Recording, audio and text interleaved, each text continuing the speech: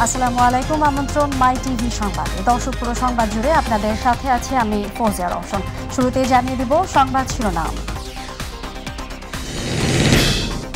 আবারও তাপপ্রবাহের কবলে দেশ, 48 ঘন্টার হিট অ্যালার্ট জারি। আগামী সোমবার থেকে বৃষ্টির সম্ভাবনা জানিয়েছে আবহাওয়া অধিদপ্তর।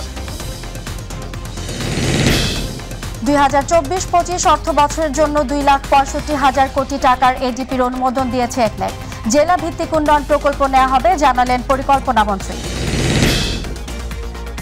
যুক্তরাষ্ট্র বাংলাদেশ সম্পর্ক নিয়ে বিএনপি নেতাদের বক্তব্য অমূলক বললেন ওবায়দুল কাদের। প্রভুত্ব মেনে নিয়ে স্বার্থ হাসিলে ব্যস্ত আওয়ামী লীগ, মন্তব্য মির্জা ফখরুলের।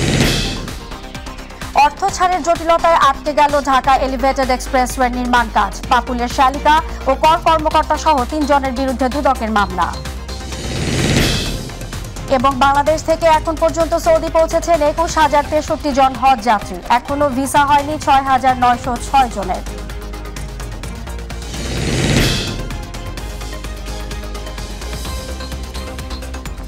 দর্শক এতক্ষণ শুনছিলেন শিরোনাম, এবার চলে যাব বিস্তারিত সংবাদে। দেশের 5 বিভাগ রাজশাহী, রংপুর, ঢাকা, খুলনা ও বরিশালে আগামী 48 ঘন্টার জন্য তাপপ্রবাহের সতর্ক বার্তা দিয়েছে আবহাওয়া অধিদপ্তর। আবহাওয়া অফিস জানায়, জলীয় বাষ্প বেশি থাকার কারণে তাপপ্রবাহের এলাকাগুলোতে অস্বস্তিকর পরিস্থিতি থাকতে পারে। আগামী রবি বা সোমবার থেকে ঢাকা সহ বিভিন্ন বিভাগে বৃষ্টির সম্ভাবনা আছে। আবু সাইদ অপুর রিপোর্ট। টানা এপ্রিল মাস জুড়ে তীব্র তাপপ্রবাহের পর রাজধানীসহ সারা দেশে বৃষ্টি শুরু হলে স্বস্তিতে ফিরে মানুষের জীবন। তবে আবারও হুট করে তাপমাত্রা বেড়ে যাওয়ায় নিম্ন আয়ের খেটে খাওয়া মানুষজনের নাভিশ্বাস উঠেছে। একটু রোদ বেশি, খুব গরম লাগতেছে, আমাদের একটু বসা। এই রোদের তাপমাত্রার কারণে এক কাপ মাল আর এক কাপ মারতে পারি না, কারণ গরমে আমাদের আগের মতো ইনকাম হয় না। টানা 2 দিন ধরে ঢাকা, চট্টগ্রাম, রংপুর, রাজশাহী, বরিশাল ও খুলনায় তাপপ্রবাহ যাচ্ছে। তার উপর আবার নতুন করে 2 দিন তাপমাত্রা বাড়ার ইঙ্গিত দিল আবহাওয়া অধিদপ্তর। 18 তারিখের পরে তাপমাত্রা কিছুটা কমের দিকে চলে আসবে। তবে উত্তরবঙ্গতে, পশ্চিম অঞ্চলে তাপমাত্রা আরও 2-1 দিন অব্যাহত থাকবে। চলমান তাপপ্রবাহ অব্যাহত থাকবে। পাশাপাশি দীর্ঘ তাপপ্রবাহের পর ঘূর্ণিঝড় হওয়ার ইঙ্গিত দিলেন আবহাওয়াবিদ মোহাম্মদ আব্দুর রহমান খান। একই সাথে দিলেন স্বস্তির বার্তাও।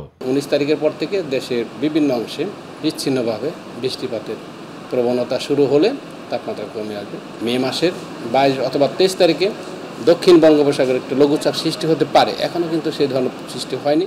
আবু সাইদ অপু, মাই টিভি, ঢাকা। দর্শক, এই মুহূর্তে বরিশাল থেকে আবহাওয়া পরিস্থিতির খবর জানাতে যুক্ত হচ্ছেন সহকর্মী পারভেজ রাসেল। আমরা সরাসরি যুক্ত হচ্ছি তার সাথে। পারভেজ, বরিশালে তাপপ্রবাহের কেমন পরিস্থিতি দেখছেন আপনি এবং জনজীবনে তার কি প্রভাব ঘটছে আমাদেরকে জানাবেন।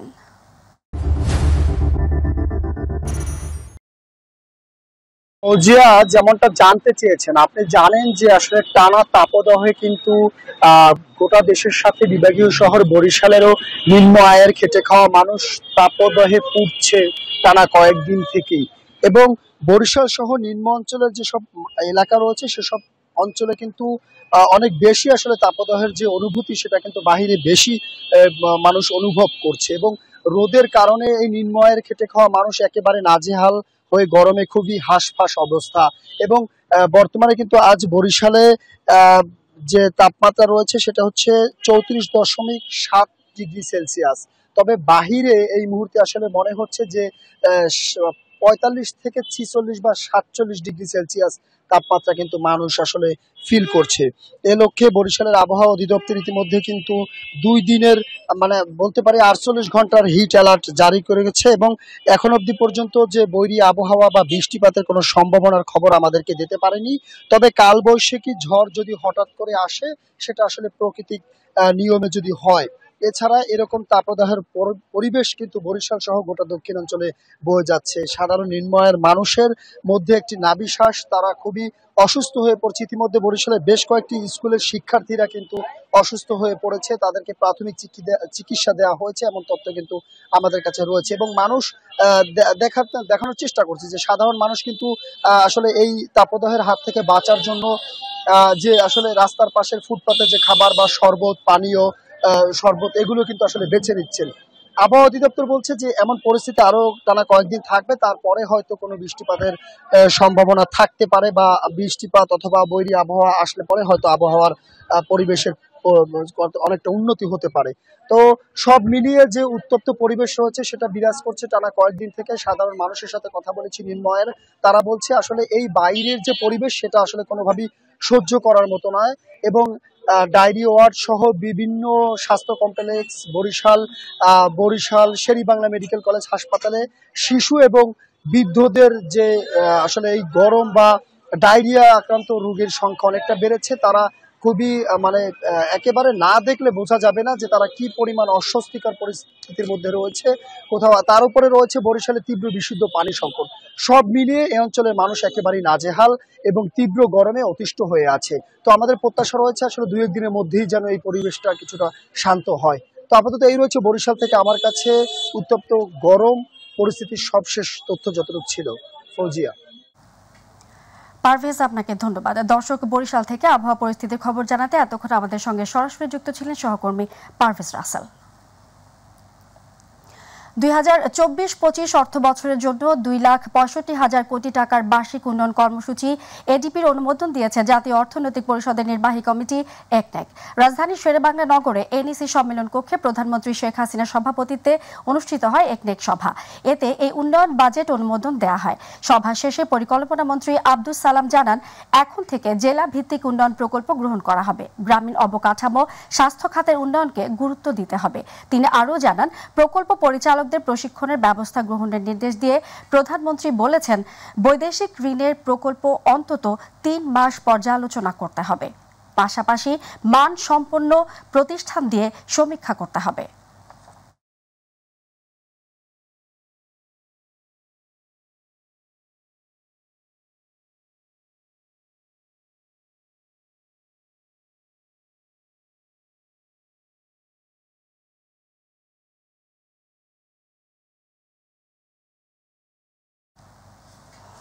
দর্শক, আবারও আবহাওয়া পরিস্থিতি। দর্শক, এই মুহূর্তে আমরা চলে যাচ্ছি রংপুরে এবং সেখান থেকে আবহাওয়ার খবর জানাবেন প্রতিনিধি মাহমুদুল হাসান। আমরা সরাসরি যুক্ত হচ্ছি তার সাথেও। মাহমুদুল, উত্তরে আবারও বাড়ছে গরম, এ বিষয়ে আর কি খবর আছে আপনার কাছে, আমরা জানবো।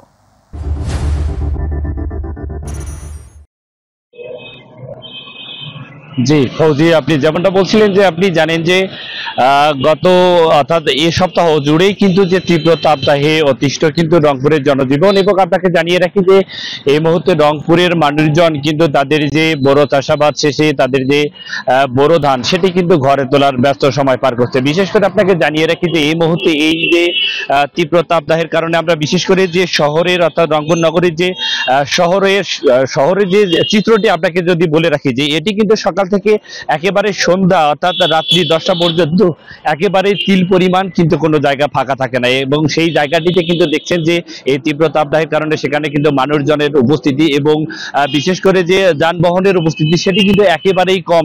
কারণ আপনি জানেন যে তীব্র তাপদাহের কারণে সাধারণ মানুষ বিনা প্রয়োজনে কিন্তু তারা আসলে ঘর থেকে বাইরে হচ্ছে না। এই কারণে কিন্তু সাধারণ মানুষ কিন্তু রাস্তায় না থাকায় বিশেষ করে অটো যারা চালক আছে তারাও যেটি বলছেন যে কাঙ্ক্ষিত যাত্রী না পেয়ে কিন্তু তারা এই যে যানবাহনগুলোতে কিন্তু আসলে দেখছি 2-1টি করে মানুষজন কিন্তু চলাফেরা করছে। তবে সব মিলে যদি বলি যে রংপুরে এই যে তীব্র তাপদাহের কারণে রংপুর মেডিকেল কলেজ হাসপাতাল সহ যে অন্যান্য হাসপাতালগুলোতে আমরা দেখেছি যে বাড়তি কিন্তু রোগীদের একটি চাপ রয়েছে। এবং বিশেষ করে আপনাকে জানিয়ে রাখি যে এই মৌসুমে অর্থাৎ যারা বিশেষ করে যে বড় চাষাবাদ যারা চাষ করেছেন তারা কিন্তু যেটি বলছেন যে সপ্তাহ জুড়ে যদি এরকম খরা থাকে তাহলে কিন্তু তাদের যে বড় চাষ ঘরে তোলার যে সংখ্যাটা সেটি কেটে যাবে এবং নির্বিঘ্নে তাদের যে ধান সেটি গোলায় তুলতে পারবে, এমনটাই কিন্তু বলছেন। তবে এই মুহূর্তে যদি আকাশে যদি তেমন যদি বৃষ্টিপাত হয় সেক্ষেত্রে কিন্তু বড় চাষিদের স্বপ্ন কিন্তু দুঃস্বপ্নে পরিণত হবে। এবং রংপুর আবহাওয়া অফিস কিন্তু আজকে রংপুরের তাপমাত্রা নির্ধারণ করেছে 37 ডিগ্রি সেলসিয়াস। তবে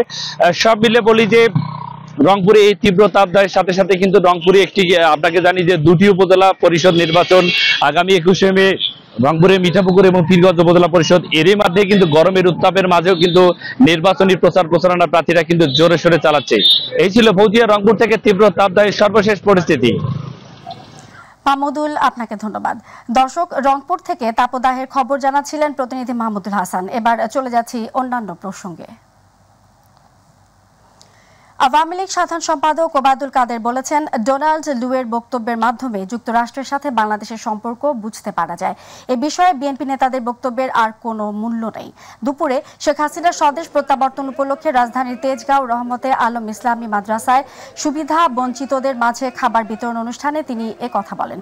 ৭৫ পরবর্তী সময়ে যারা ক্ষমতায় ছিল তারা নিজেদের পকেট ভারী করেছে উল্লেখ করে তিনি বলেন, বাংলাদেশের মানুষের ভাগ্যের পরিবর্তন করেছেন শেখ হাসিনা। শেখ হাসিনা ফিরে এসেছিলেন বলে বাংলাদেশ এই পরিবর্তন চোখে পড়ছে। এই সত্যকে যারা অস্বীকার করে তারা দিনের আলোতে রাতের অন্ধকার। গণতান্ত্রিক অধিকার ফিরে পাবার জন্য বিএনপি ও সমমনা দলগুলো আন্দোলন চালিয়ে যাচ্ছে বলে মন্তব্য করেছেন বিএনপি মহাসচিব মির্জা ফখরুল ইসলাম আলমগীর। তিনি বলেন, অন্য দেশের প্রভুত্ব মেনে নিয়ে স্বার্থ হাসিলে ব্যস্ত আওয়ামী লীগ। সকালে জাতীয় প্রেস ক্লাবে ফারাক্কা দিবস উপলক্ষে আলোচনা সভায় তিনি একথা বলেন। পরাজিত হবে জেনেই লোক দেখানো নির্বাচন দিয়ে সরকার মানুষের অধিকার হরণ করেছে বলেও অভিযোগ করেন মির্জা ফখরুল। আজকে ফারাক্কার সমস্যার সমাধান হবে কি করে, তিস্তার সমস্যার সমাধান হবে কি করে, অন্যান্য অভিন্ন নদীগুলোর সমস্যার সমাধান কি করে হবে?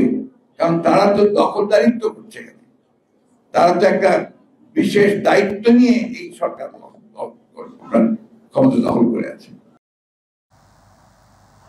ঢাকা এলিভেটেড এক্সপ্রেসওয়ে নির্মাণকারী প্রতিষ্ঠান ইতালিয়ান থাই কোম্পানির শেয়ার চীনের সিনো হাইড্রো কর্পোরেশন লিমিটেডের কাছে হস্তান্তরের ওপর 2 সপ্তাহের স্থিতিবদ্ধতা জারি করেছেন আপিল বিভাগ। ফলে অর্থ ছাড়ের অভাবে আপাতত বন্ধ থাকছে ঢাকা এলিভেটেড এক্সপ্রেসওয়ের নির্মাণ কাজ। সকালে প্রধান বিচারপতি ওবায়দুল হাসানের নেতৃত্বাধীন 8 সদস্যের আপিল বিভাগে আদেশ দেন। এ সময় আপিল বিভাগ বলেন, আর কয়দিন কাজ বন্ধ থাকলে সমস্যা নেই। এর আগে ঢাকা এলিভেটেড এক্সপ্রেসওয়েতে ইতালিয়ান থাই কোম্পানির শেয়ার চীনের সিনো হাইড্রো কর্পোরেশন লিমিটেডের কাছে হস্তান্তরের নিষেধাজ্ঞার আদেশ তুলে নিয়েছিলেন হাইকোর্ট। আপিল বিভাগ হাইকোর্ট ডিভিশনকে ডাইরেকশন দিয়েছিল to dispose of the matter on merit. আমাদের যদ্দূর আমরা জেনেছি যে হাইকোর্ট ডিভিশন অন মেরিটে না, শুধুমাত্র মেজরিটি গ্রাউন্ডে এটা ডিসপোজ আপ করেছে।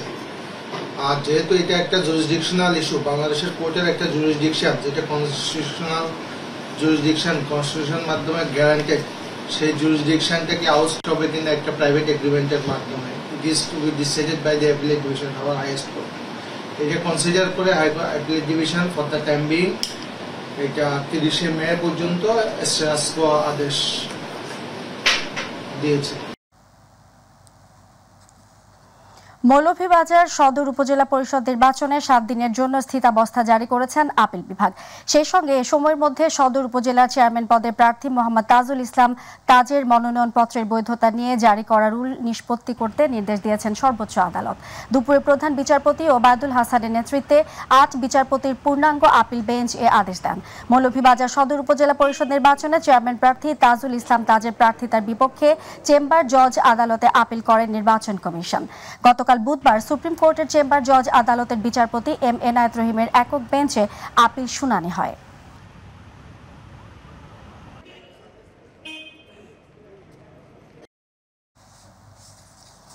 প্রতারণার আশ্রয় নিয়ে 5 বছর আয়কর রিটার্ন ও রেজিস্ট্রার ঘষা মাজা করে আয়, সম্পদ ও পারিবারিক ব্যয় পরিবর্তন করার অভিযোগে লক্ষ্মীপুর 2 আসনের সাবেক সংসদ সদস্য কাজী শহীদ ইসলাম পাপুলের শ্যালিকা জেসমিন ও কর অঞ্চল 4-এর উপকর কমিশনার খন্দকার মোহাম্মদ হাসানুল ইসলাম সহ 3 জনের বিরুদ্ধে মামলা দায়ের করেছে দুর্নীতি দমন কমিশন। মামলার অন্য আসামি হলেন কর অঞ্চল 8-এর উচ্চমান সহকারী হিরেশ লাল বর্মন। আর দুদকের ঢাকা সমন্বিত জেলা কার্যালয় সংস্থাটির উপপরিচালক মোহাম্মদ মশিউর রহমান বাদী হয়ে মামলাটি দায়ের করেন। লক্ষ্মীপুর 2 আসনের সাংসদ কাজী শহীদ ইসলাম পাপুল এবং তার স্ত্রী এমপি সেলিনা ইসলাম, শালিকা জেসমিন এবং মেয়ে ওয়াফা ইসলামের বিরুদ্ধে 2020 সালের 11 নভেম্বর মামলা করে দুদক। আসামিদের বিরুদ্ধে 2,31 লাখ টাকার অবৈধ সম্পদ ও 148 কোটি টাকার লন্ডারিং এর অভিযোগ আনা হয় মামলায়। আজ সকাল থেকে 9টি ফ্লাইটে 23,000-এর বেশি হজযাত্রী সৌদি আরব যাচ্ছেন। বিমান বাংলাদেশ এয়ারলাইন্স ও সৌদি এয়ারলাইন্স এই ফ্লাইটগুলো পরিচালনা করবে। আজকে সব ফ্লাইট সুষ্ঠুভাবে সম্পন্ন হওয়ার পরও বাকি থাকবেন 61,000 হজযাত্রী। ভিসা নিয়ে যে এজেন্সিগুলোর যে জটিলতা সৃষ্টি হয়েছে তা দ্রুতই সমাধান হবে বলে জানিয়েছেন হজ পরিচালক মোহাম্মদ কামরুজ্জামান। আজ পর্যন্ত মোট 8,357 ভিসার কাজ সম্পূর্ণ শেষ হয়েছে।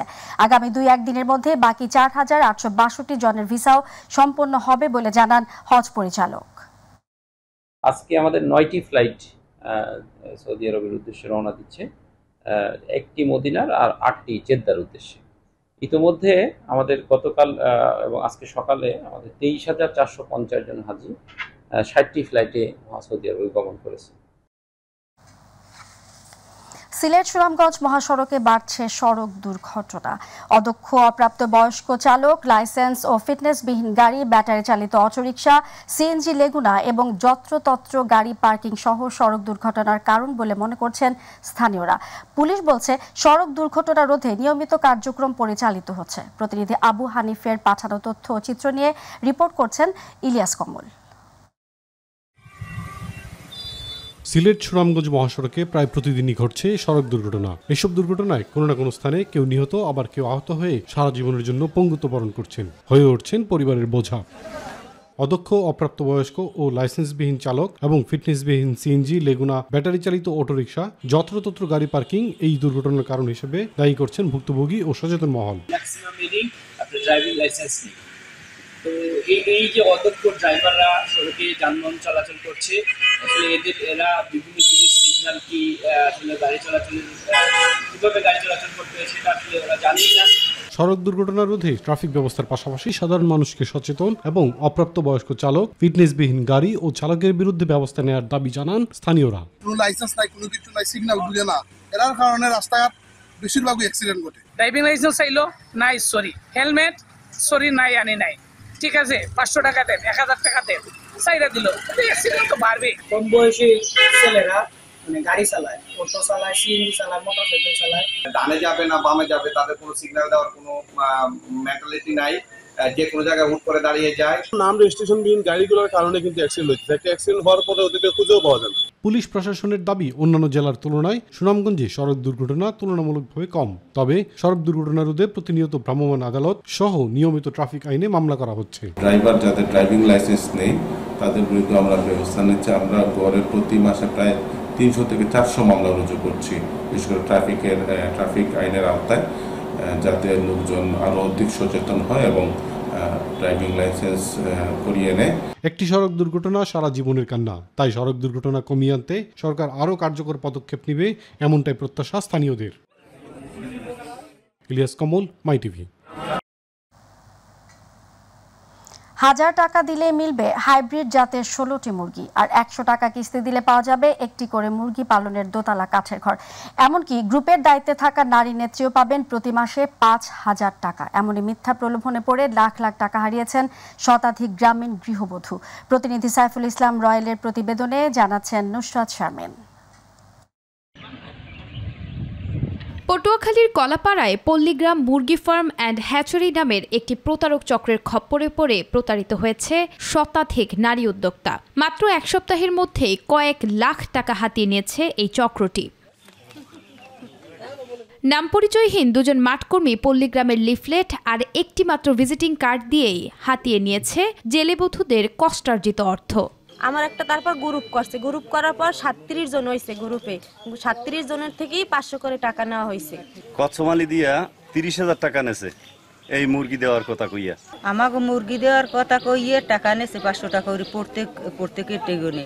আমরা খুদ বেচছি, ডিম বেচছি, ই করি অনেক কষ্ট করি 500 করে টাকা দিছি। সকল মানুষের ডাকছে, ডাকা সবাই 500 করে টাকা দিচ্ছে। এদিকে অস্তিত্বহীন নাম সর্বস্ব এই হ্যাচারির অস্থায়ী ভাড়া অফিসে গিয়েও মেলেনি প্রতারক চক্রের সন্ধান। সেখানে এখন পল্লীগ্রাম স্টিকার সংযুক্ত সাইনবোর্ড সাটানো অফিসে ঝুলছে তালা। একটা কার্ড দিলে নাম নিলে নিয়ে কইল কি যে আমরা 2-3 মাসে খাদ্য দিম, খাদ্য দিলে 1000 টাকা হেরে দেওয়া লাগবে। অর্ধ শতাধিক লক্ষ টাকা নিয়ে গেছে। কত কষ্ট হয় গুরুগারারও খাওয়াইনি আমরা, এটা হাদিছি যা একটা মুখ ক্ষোভ দেবে। তবে প্রতারকদের বিরুদ্ধে ব্যবস্থা গ্রহণের পাশাপাশি গ্রামীণ বধূদের সচেতন হওয়ার কথা জানালেন উপজেলা নির্বাহী কর্মকর্তা। পল্লীগ্রাম হ্যাচারি এই সংস্থাটির প্রতারণার বিষয়টি আমরা অবগত হয়েছি। মূলত এটি কোনো নিবন্ধিত কিংবা অনুমোদিত সংস্থা নয়। কতগুলো গ্রাম বা কতগুলো মানুষকে তারা প্রতারণার ফাঁদে ফেলেছে এই বিষয়টি আমরা নিশ্চিত হওয়ার চেষ্টা করছি এবং তাদেরকে আমরা পাকড়াও করার চেষ্টা করছি। দ্রুত সময়ের মধ্যে প্রতারক চক্রকে শনাক্ত করে আইনের আওতায় নেবে সরকার, এমন প্রত্যাশা ভুক্তভোগী সহ সকলের। নুসরাত শারমিন, মাই টিভি নিউজ। দর্শক, এবার পাবলিক ভিউ। গেল কয়েক বছরের ইতিহাসে শিক্ষার্থী আত্মহত্যার স্মরণকালের ঘটনা ঘটেছে 2023 সালে। পারিবারিক কলহ এবং প্রেম থেকে শুরু করে ক্ষুদ্র অভিমানেও আত্মহত্যার ঘটনা উঠে এসেছে গণমাধ্যমে। এ থেকে পরিত্রাণ নিয়ে সমাধানের পথ কি, আর কি বা পরামর্শ দিলেন নগরবাসী? বিস্তারিত আবু সাইদ অপুর রিপোর্টে।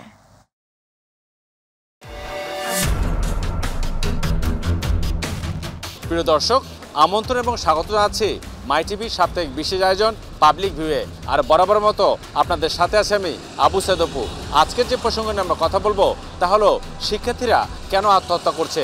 এ নিয়ে আমরা কথা বলেছি নগরবাসীর সাথে। তবে বিস্তারিত জানতে হলে আমাদের দেখে আসতে হবে ছোট্ট একটি প্রতিবেদন, তাহলে অনুধাবন করা সম্ভব নগরবাসীর আসলে পরামর্শ কি এই আত্মহত্যার প্রবণতা থেকে বেরিয়ে আসার। 2023 সালে 513 জন শিক্ষার্থীর আত্মহত্যা সবচেয়ে বেশি অভিমানের। মানসিক সমস্যায় 9.9%, পারিবারিক কলহে 6.2 আর অভিমানে 32.2%। তবে প্রেমের কারণে আত্মহত্যা করেছে 14.8%। একদল গবেষকের মাধ্যমে সংগৃহীত তথ্য উপাত্ত বিশ্লেষণ সমীক্ষার ফল অনুযায়ী গেল বছর আত্মহত্যার পথ বেছে নেওয়া শিক্ষার্থীদের মধ্যে স্কুল পড়ুয়া 227 জন, যা 44.2%, কলেজ শিক্ষার্থী 140 জন, যা 27.2%, বিশ্ববিদ্যালয়ের শিক্ষার্থী 98 জন, যা 19.1%, এবং মাদ্রাসা শিক্ষার্থী রয়েছেন 48 জন, যা মোট 9.4%। 2023 সালের ডিসেম্বর পর্যন্ত সবচেয়ে বেশি আত্মহত্যার ঘটনা ঘটেছে ঢাকা বিভাগে। আর এ বিভাগে আত্মহত্যা করেছে 149 জন শিক্ষার্থী। এরপরই অবস্থান চট্টগ্রাম বিভাগের। এই বিভাগে আত্মহত্যা করেছে 89 জন। আর এছাড়াও রাজশাহী বিভাগে 77 জন, খুলনায় 64 জন, বরিশাল ও রংপুর উভয় বিভাগে 43 জন করে, ময়মনসিংহে 36 জন এবং সিলেটে 12 জন শিক্ষার্থী আত্মহত্যা করেছেন। আমাদের বাচ্চাদের সাথে বন্ধুত্বমূলক সম্পর্ক রাখতে হবে। বাচ্চারা কোথায় যায় কি করে তার সাথে থাকতে হবে।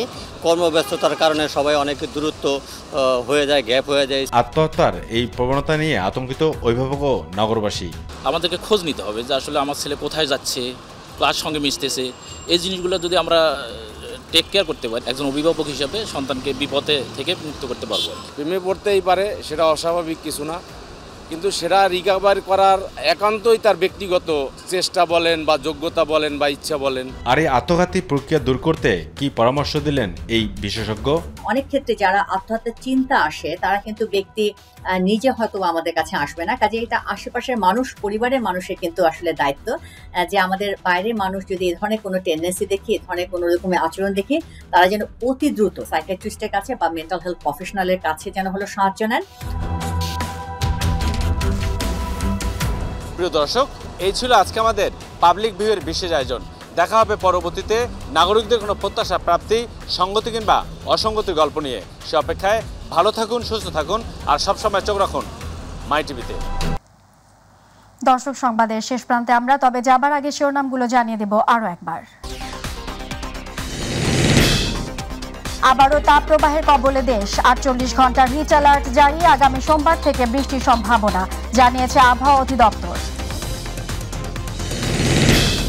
2024-25 অর্থ বছরের জন্য 2,65,000 কোটি টাকার এডিপির অনুমোদন দিয়েছে একনেক।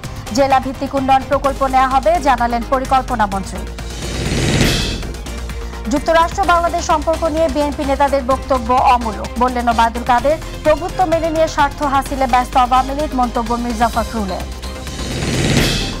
অর্থ ছাড়ের জটিলতায় আটকে গেল ঢাকা এলিভেটেড এক্সপ্রেসওয়ে নির্মাণ কাজ। পাপুলের শালিকা ও কর কর্মকর্তা সহ 3 জনের বিরুদ্ধে দুদকের মামলা। এবং বাংলাদেশ থেকে এখন পর্যন্ত সৌদি পৌঁছেছেন ২১,০৬৩ জন হজ যাত্রী। এখনো ভিসা হয়নি ৬,৯০৬ জনের।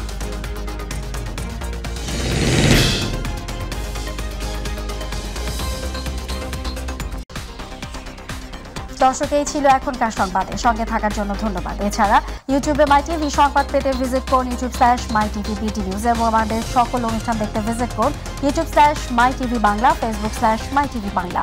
আমাদের পরবর্তী সংবাদ দেখার আমন্ত্রণ জানিয়ে বিদায় নিচ্ছি আমি ফৌজিয়া রওশন। আল্লাহ হাফেজ।